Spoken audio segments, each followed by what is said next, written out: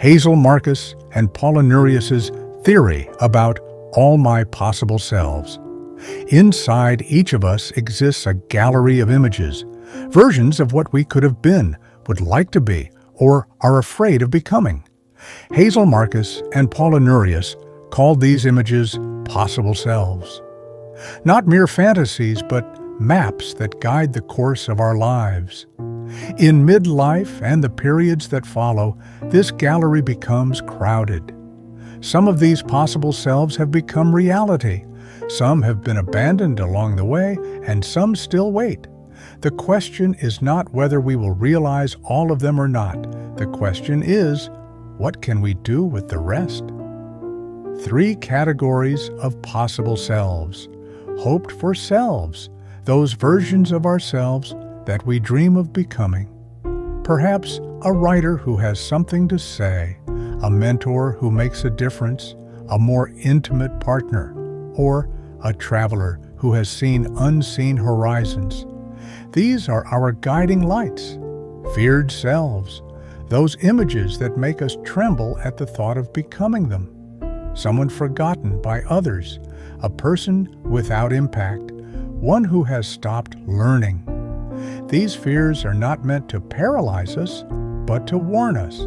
Expected selves, those versions that we think we are most likely to become. They are usually more realistic, but sometimes they arrive too cautiously. 4 questions for a conversation with our possible selves. Perhaps it might be good to sit down occasionally and review a list of our possible selves without censorship. Then, next to each one, we could ask ourselves these questions.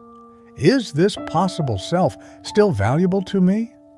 Some aspirations belong to an earlier version of ourselves. If the answer is no, let them go. Conscious release is not failure, it is growth. Can I provide the necessary resources to move closer to it? Time, energy, skill, health, social support, and whatever else is needed to reach that goal.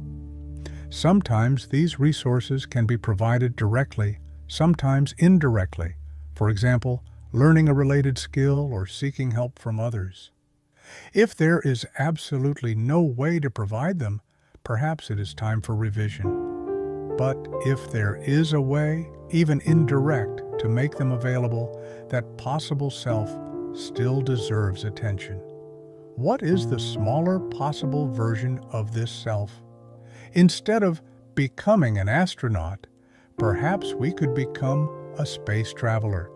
Instead of a writer who has won a Nobel Prize, we could write a book from our own knowledge and experience that becomes a guiding light for future generations.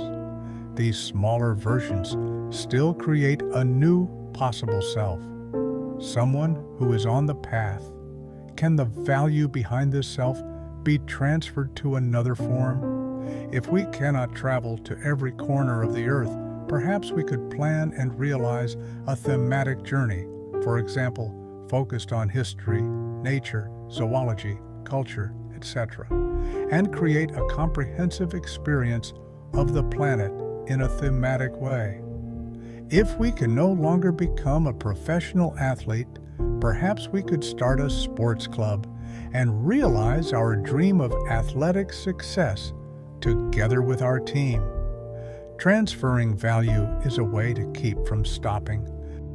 4 paths for confronting unrealized possible selves. The theory of possible selves shows us that there are several natural paths for confronting those possible selves that have not yet become reality. No single path is superior to another. The choice depends on our situation and values. Revision and adjustment. In this path, we redefine the original possible self in a more realistic way. For example, instead of a professional globetrotter who has seen every country, a traveler who experiences one deep thematic journey each year. Or instead of an Olympic champion, a sports coach who nurtures the next generation of champions. This path is a sign of psychological flexibility. Substitution. Instead of that same possible self, we choose another self that shares a common value with it. Perhaps we could not become a best-selling novelist, but becoming a memoir writer still preserves the value of narration and impact. Or instead of a professional musician, becoming the director of a local music society. Conscious release. Sometimes the best choice is to set aside a possible self with awareness and without self-blame, and to mourn it. Conscious release is fundamentally different from passive failure. This gives us energy to focus on other possible selves. Continuation on a smaller scale. If that possible self is still very valuable to us and we are willing to pay its cost, we can continue trying on a smaller scale. It does not matter if we never reach the original version. The very act of trying creates a new possible self. Someone who never gave up. A practical approach. Based on what we have reviewed so far, perhaps setting aside some time to select and pursue one of our possible selves might be worthwhile. Create a list of your possible selves. Handwritten, a phone note, any format you find comfortable. Then, next to each one, write your answers to the 4 questions above. From among those selves you decide to keep or revise, choose one. Design a practical plan to realize that chosen self. The plan could include weekly or monthly steps. What matters is that it feels doable for you. After 1 year, look back.